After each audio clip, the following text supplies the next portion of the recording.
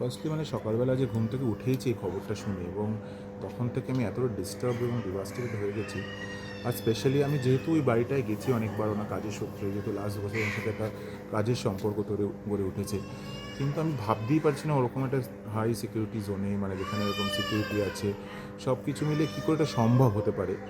যাই হোক, যেটাই দুর্ঘটনা ঘটেছে, কিন্তু এখন সব থেকে বেশি যেটা কামনা করছি, প্রেয়ার করছি একটাই, যত তাড়াতাড়ি সুস্থ উনি বাড়ি ফিরুক, উনি কাজে ফিরুক এবং ওনার সাথে যোগাযোগ আবার মানে যেরকম নর্মাল লাইফ উনি ফিরে আসুক এবং সুস্থভাবে থাকুক।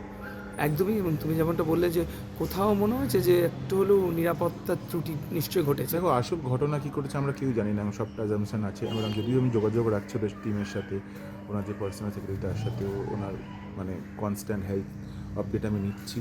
এখন অপারেশন হয়েছে, বাট অবভিয়াসলি সিকিউরিটি রিজনস কিছু তো থাকবেই, কারণ আসল ঘটনা পুলিশ তদন্ত করছে।